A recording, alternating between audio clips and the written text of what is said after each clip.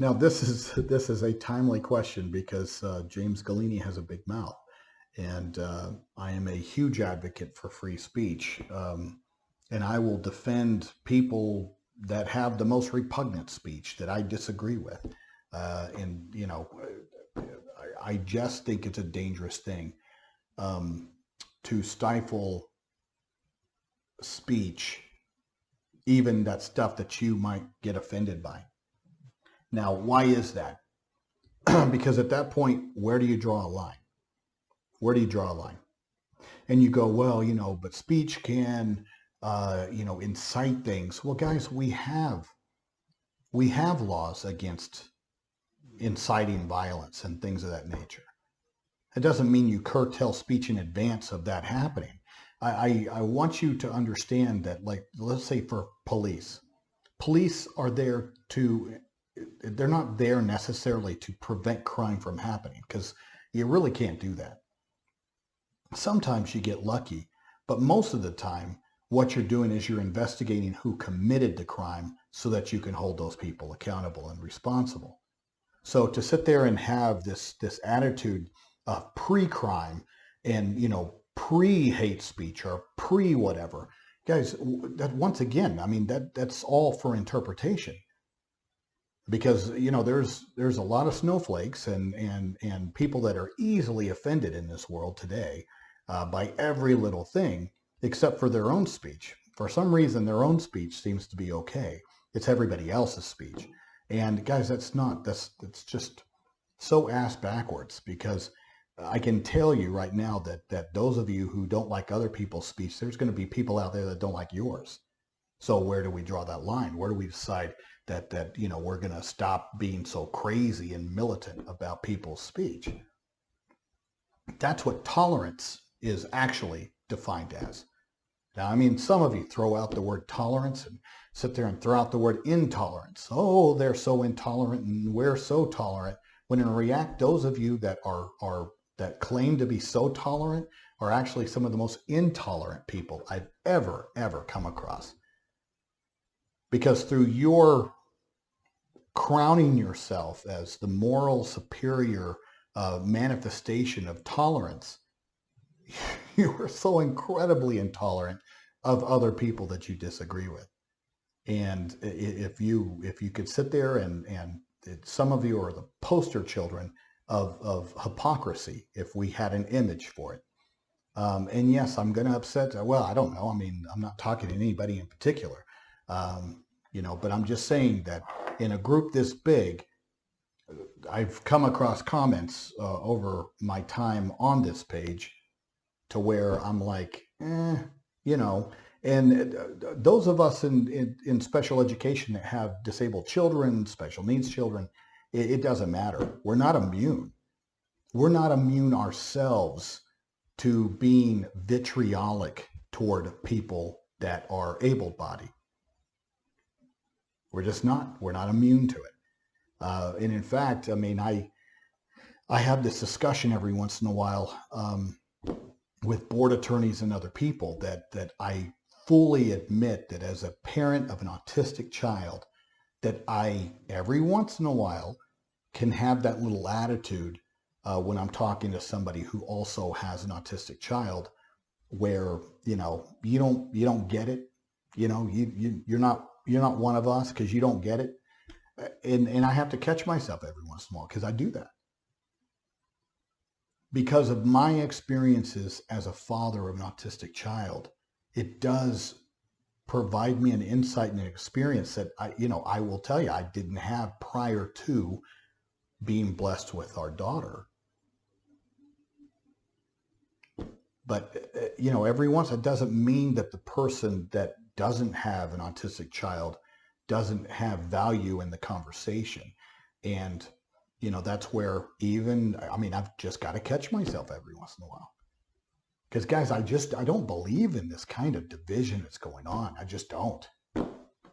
Some of you have tagged me because you believe, because I'm very political. I'll absolutely admit that.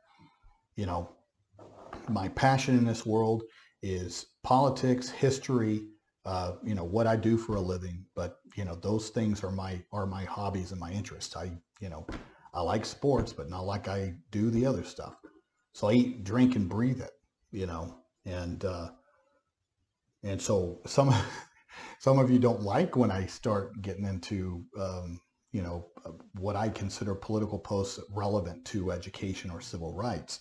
Um, and I do that for a few reasons. Is that I want us to be able to have discussions even in disagreement, so we aren't stuck in these echo chambers of social media. And Facebook is an echo chamber, or it's becoming an echo. Twitter is absolutely an echo chamber. Absolutely an echo chamber. It's just pure statistics, guys. It is the preferred means of communication for more of the left of center political ideology.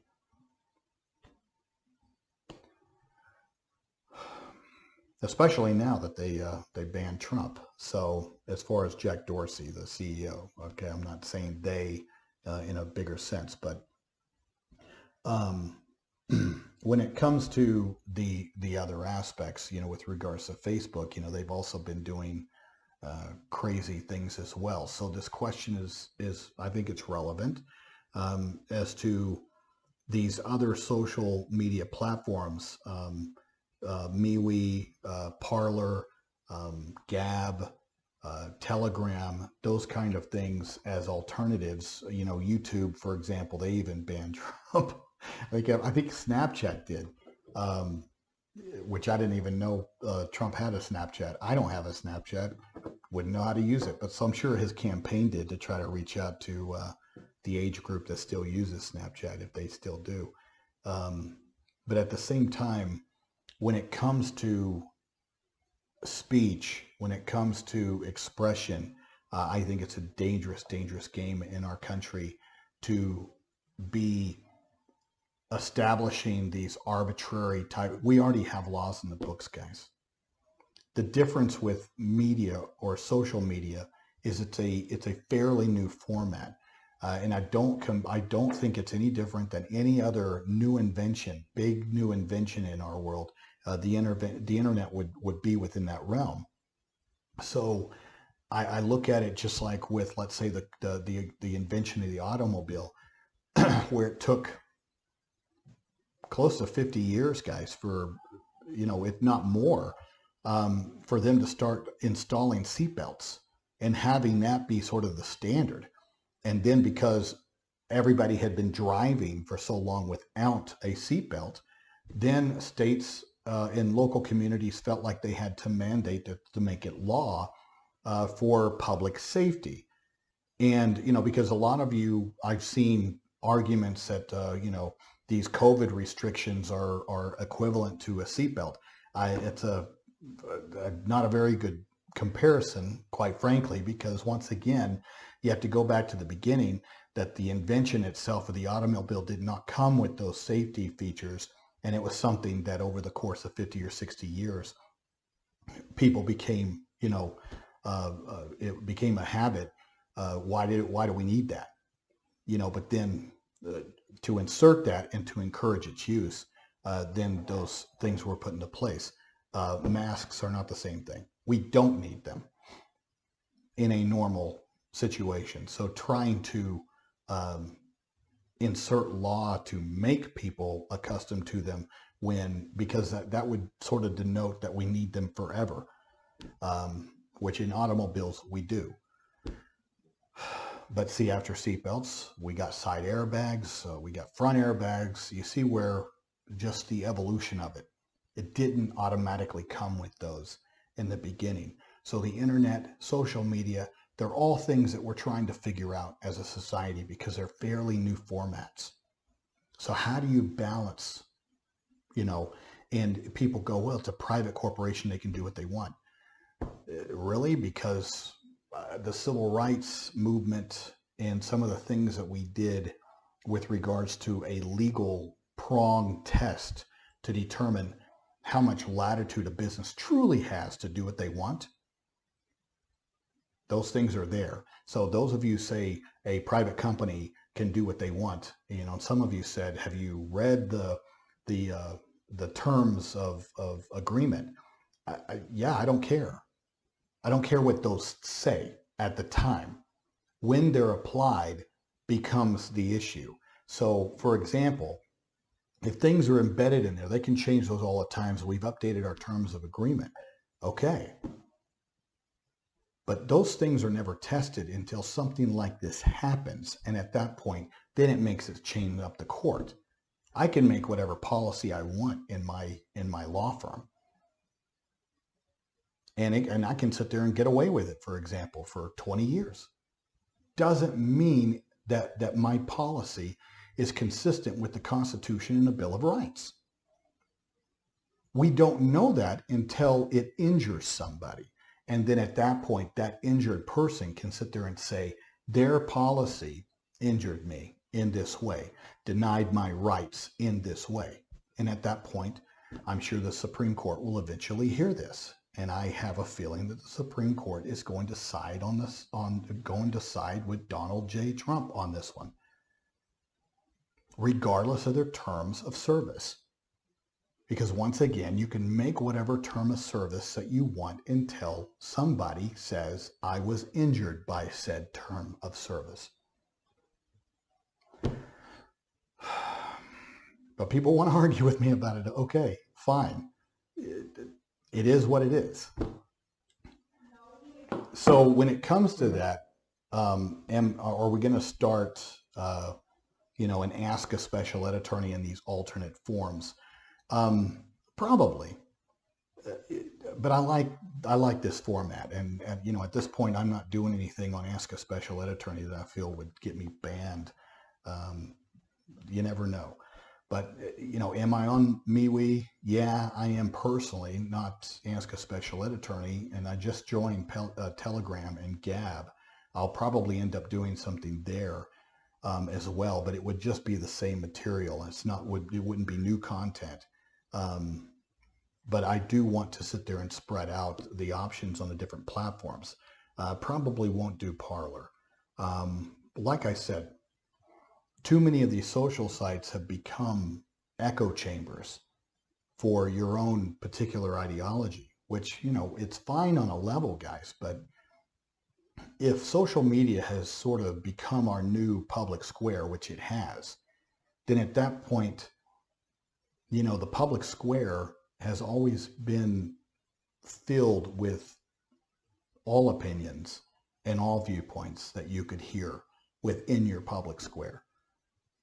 Social media, I do agree, is becoming equivalent to our public square, but at the same time, what people are doing is they're scrubbing their own personal Facebook pages of anybody that is liberal or conservative or whatever. I see conservatives booting or defriending their liberal friends, and I see a hell of a lot of my liberal friends defriending anybody who is conservative or anybody that they think might have voted for Donald J. Trump.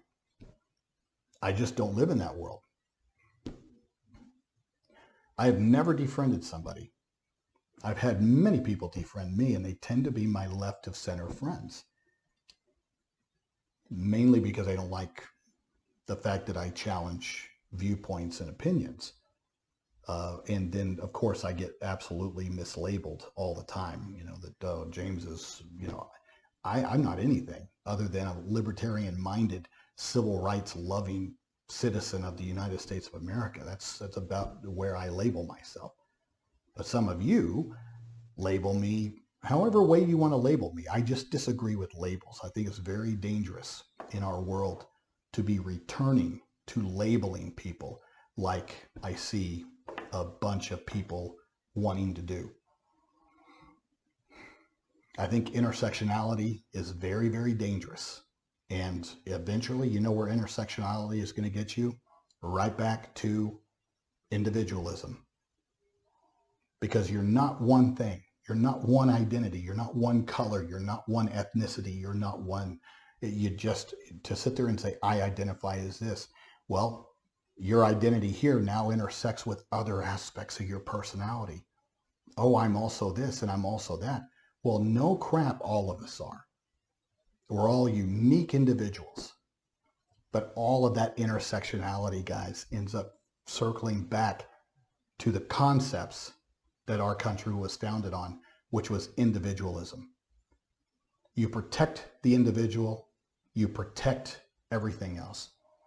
And some of you are wanting to be intersectional while being collective. And the two things don't go together. Absolutely opposing ideas. Good luck with that.